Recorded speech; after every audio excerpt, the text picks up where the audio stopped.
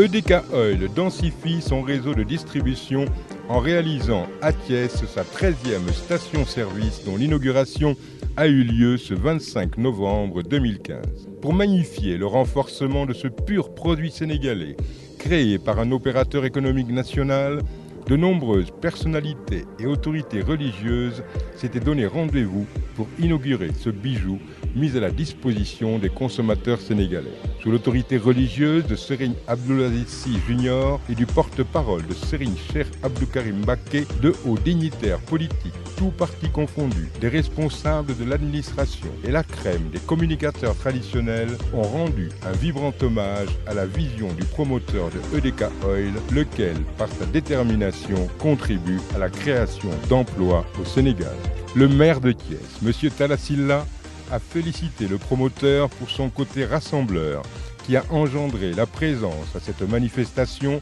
de toutes les autorités religieuses, d'hommes et de femmes politiques de tous bords et de grandes figures de notre corps social.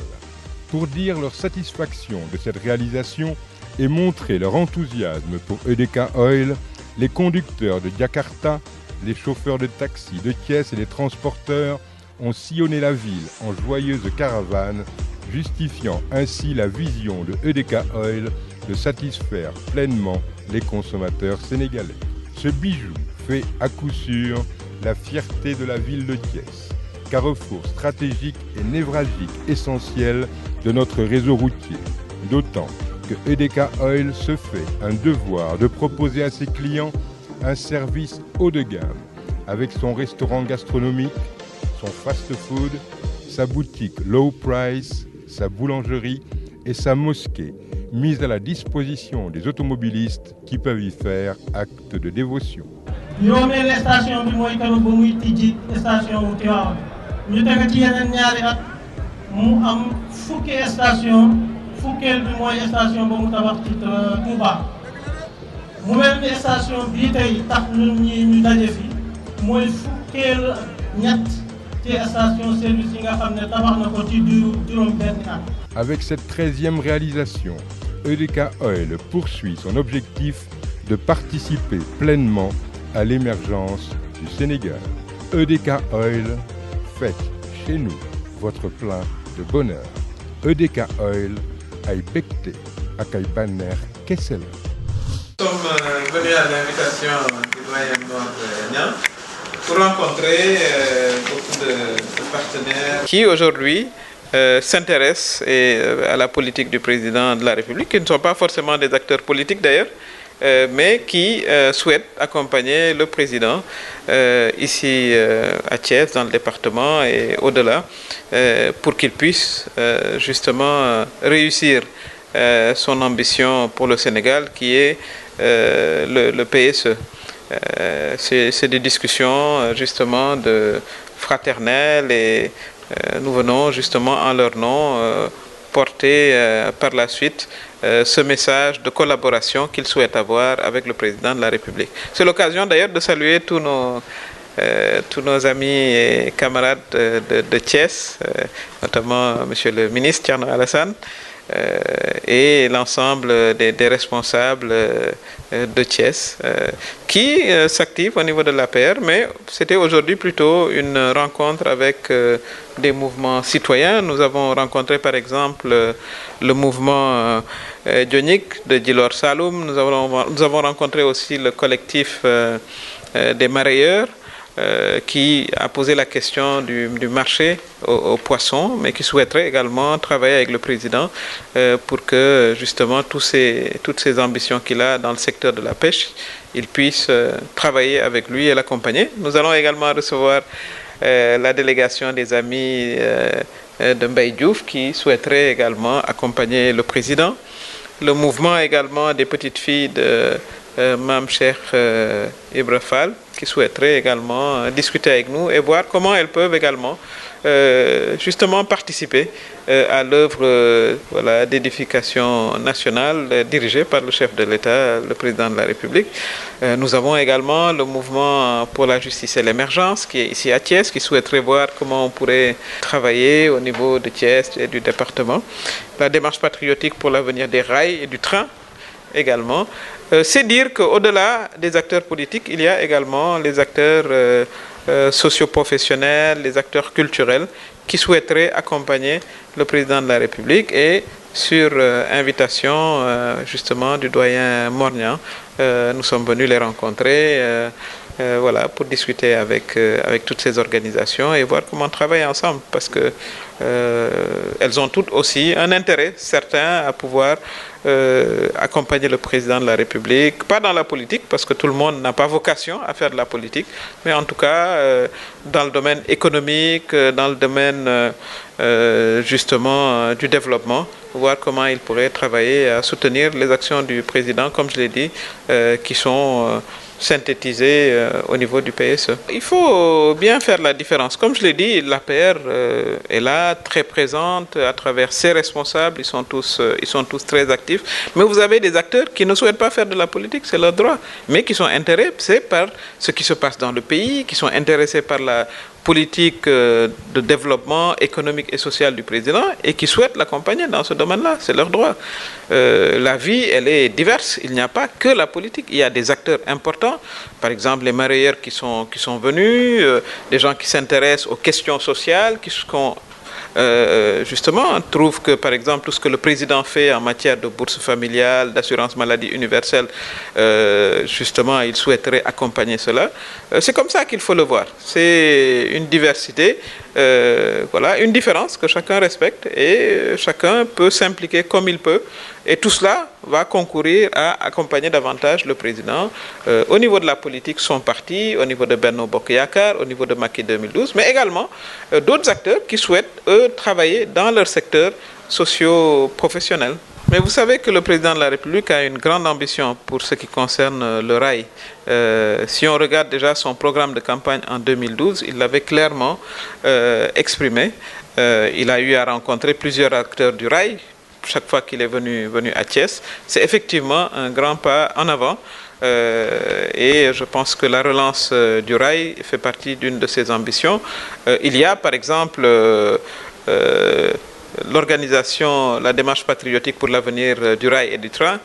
qui existe ici à Thiès, qui souhaite justement accompagner le président dans cette réflexion, dans ses actions pour que le rail revive. Et qui dit rail, voilà, pense à Thiès évidemment. Ben, vous attendrez justement que le président justement exprime sa position. Il l'a dit très très souvent. On va juste répéter ce qu'il a dit. Qu'il avait effectivement l'ambition de ramener le Sénégal à la modernité démocratique qui consiste à faire 5 ans. Il va utiliser justement les mécanismes institutionnels et en fonction justement, par exemple, le Conseil constitutionnel, en fonction de ses recommandations, il les suivra, comme il a toujours suivi d'ailleurs les recommandations du Conseil constitutionnel. Rappelez-vous qu'en 2012, lorsque le Conseil a décidé qu'il fallait aller aux élections, il est allé aux élections. Donc ce sera la même démarche qu'il compte adopter. Il l'a dit d'ailleurs plusieurs fois. Oui, non, mais il a rappelé tout simplement ce qui existe en termes de calendrier. Avant que vous ne changez de calendrier, la seule référence qu'il a, c'est le calendrier républicain, c'est ce qu'il a dit. Il ne faut pas qu'on lui fasse dire autre chose. Maintenant, il est évident qu'une fois qu'on s'inscrira dans la démarche du référendum, les lois de finances rectificatives, elles sont faites pour ça. Mais il ne peut pas s'avancer sur quelque chose qui n'existe pas encore. Donc n'allons pas plus vite que la musique. Les choses se mettront en place. C'est le président qui a décidé seul voilà, d'annoncer la réduction du mandat présidentiel. Ce n'est pas, à mon avis, la peine de mettre plus de pression que nécessaire, puisque c'est son engagement et sa volonté seule. Nous avions déjà réagi à tout cela et je pense qu'il faut voilà, laisser les choses évoluer. Et c'est l'occasion d'ailleurs de saluer le maire, puisque nous sommes dans sa ville, nous le connaissons très bien. Talla Sylla, nous lui adressons nos salutations. waaw tey dama ñëw ci invitation wu doyen Mor Niang ndax dafa amoon organisation yu bari yoo xam ne yi ñoom seen liggéey màccewul ci politique ñu bëggoon jottali seen message de soutien président de la République ma ñëwoon nag jël si message boobu pour mën ko yët président Macky Sall bëri na ci organisation yoo xam ne jot nañ leen a gis mën naa ci lim yenn yi am na ci boo xam ne bii moom mooy association patriotique pour l'avenir du rail par exemple ku wax Thiès xam ne rail am na fi solo bëgg nañu toog waxtaan Union démocratique des femmes du Sénégal ñoom it bëgg nañu toog waxtaan mouvement pour la justice et l'émergence ak yeneen i organisation mareyeurs yi ñëw nañu fi wax affaire u marché bi waaye gis jéego yi nga xam ne président andi na ko ci wàllu pêche ñoom it ñu bëgg a seet nun mën a liggéey ak moom délégation aussi ou ami de Mbaye Diouf ñoom it ñëw nañu fi pour mën a seet nu mën a jàppale président ñoom seen yëngu-yëngu newul ci wàllu politique ndax ci wàllu politique APR a ngi fi Macky 2012 a ngi fi Benno Bokk Yaakaar a ngi fi donc responsable yi maa ngi nuyu aussi monsieur le ministre Thierno Alassane Bat di nuyu tamit ministre yi nekk Thiès yëpp ku ci ne maa ngi lay sargal di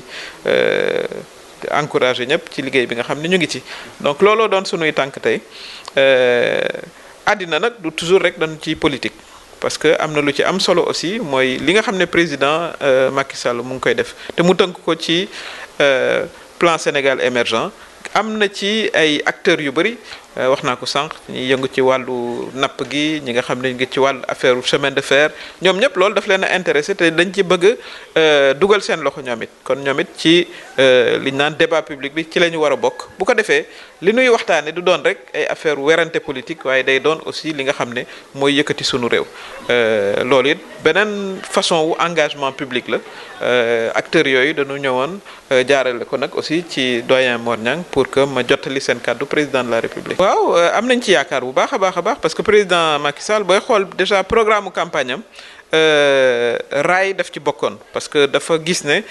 chemin de fer dafa bokk ci histoire Sénégal bu nuy wax même conquête coloniale bi tubaab yi di ñëw maanaam affaire u rail ci la ñu ko jaarale. naan maalaw gisul raay bi ñuy wax ku mel ni Lat Joor doon voilà bokk fii ci Kayor dafa wone rek solo bi nga xam ne raay am na ko ci diwaan bi ci département bi mais ci réew mi tout entier donc effectivement président am na ambition boobu ba ñu suqaliwaat raay bi mais boo suqalee raay bi da ngay suqali yoon tali dëkk yu ndaw yi muy jaar yëpp daanaka da ngay suqali aussi koom-koom bi donc kooku président jël na ci vraiment ay engagement pour loolu mën a jëm kanam donc mooy premier acte bi nga xam ne wax nga ko mu jël ko mu war a aussi am yeneen i engagement yoo xam ne dina ko jël ndax président dafa indi sax ministre boo xam ne affaire u raay rek lay toppatoo def naa ne booy seet loolu daanaka gëj na fi am. incha allah ñu ngi ciy liggéey bu baax a baax di yaatal aussi ñi nga xam ne ñoo bëgg a jàppale président pour ñu ñëw fekk si ko am na ci ni ma ko waxee ñoo xam ne ñu ngi ci politique bi ma nuyu ci aussi vice président assemblée nationale Abdou Mbow nga xam ne it moom fi la bokk maa ngi koy nuyu moom it bu baax mais am na ci yeneen i aussi acteurs yoo xam ne yi politique xëy na. du lu leen intérêt xam ne dinañ ci mën a ñëw mën a waxtaane problème yi bu ko defee waxtaanu Sénégal du doon rek werante politique day doon aussi waxtaanu affaire u développement affaire u koom dafa am solo it. waaw ministre de l'intérieur da ngeen ko bëgg a wax loolu xam ne waxu ko ministre de l'intérieur day topp calendrier moom loolu mooy yitteem bu fekkee ne changement intervenir na bu ko defee mu am li ñu naan loi de finances rectificative loolu lay day jëriñ ñu dal di indiwaat financement pour def référendum moom li mu xam ci calendrier bi nga xam ne moom la yor ci kayit moom la wax te loolu it wax dëgg yàlla nopp mën na koo dégg ma fàttali ne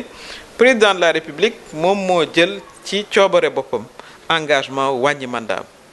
kenn imposé wu ko du allié du keneen dafa jàpp ne dafa méngoo léegi ak démocratie dëkk yu bëri 5 ans la ñuy def ñaari yoon keneen dal di ñëw donc moom ci coobare boppam la ko jëlee kooku bu nu koy fàtte donc du affaire wu def ko pression wala def ko pression li mu wax leer na nee na dina ko jaarale fi ko yoon war a jaarale ndax nag dëkk bi aussi ci yoon lañ ko tëral dina laaj conseil constitutionnel wax ko li nga xam ne xëy na mooy yoon bi mu war a jaar lépp loo xam ne wax na ko ci dina ko def man loolu laa jàpp ne moom la wax te changé wu ci benn yoon nit ñi kay xëy na ñoo bëgg indiwaat werante bi waaye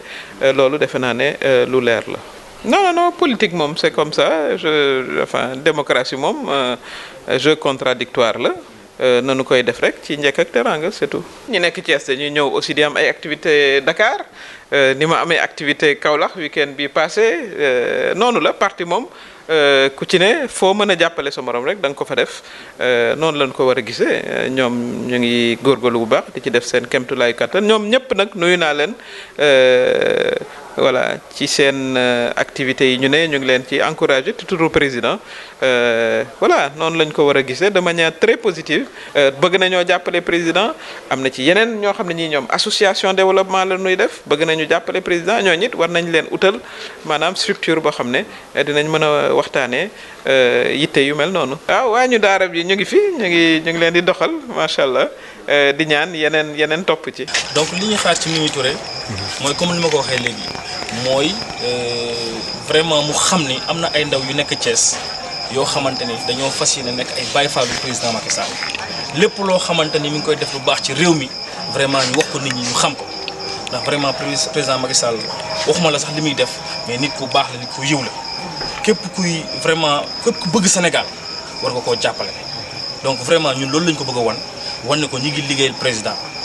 ndax moom mooy suñu seule constante ci loolu ñu ngi ci ànd ak ñaari président d'honneur yoo xamante ni kenn ñëpp xam nañ leen Thiès muy El Hadj Momar Niang ak El Hadj Mbaye Diouf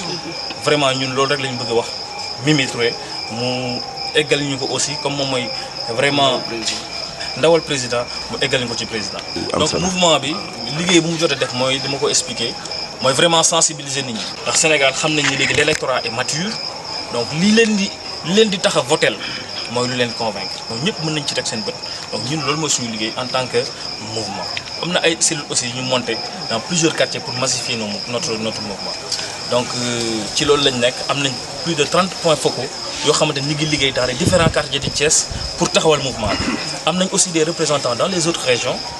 am nañ même des représentants au Maroc donc loolu aussi mouvement bi xëy na ba mu jugee ak léegi yàggul mais liggéey boobu yëpp jot nañ ko fi def. ndax ñun liggéey boobu daf ñu ñor ndax président Macky Sall daf ñu ñor émergence daf ñu ñor justice daf ñu ñor. C'est à nous maintenant de vulgariser ce programme. C'est à nous d'aller dans Thiès profondeur, dans tout le pays, pour sensibiliser les gens, massifier la paix, pour donner au président de la République une majorité. Nous profitons aussi de l'occasion pour remercier Mimi Touré. Mimi Touré est une grande dame. Une grande dame qui incarne beaucoup de choses. À travers les radios, à travers la télé, en l'écoutant parler, c'est une femme qui convainc. Donc nous remercions aussi la presse d'être là avec nous aujourd'hui pour nous permettre quand même de vulgariser tout ce que nous voulons dire. Nous vous remercions très sincèrement. Sans la presse, vraiment nos propos ne pourront pas passer. Nous vous remercions très sincèrement de votre disponibilité, malgré que vous avez été avisé tardivement. Nous vous disons merci, merci, merci.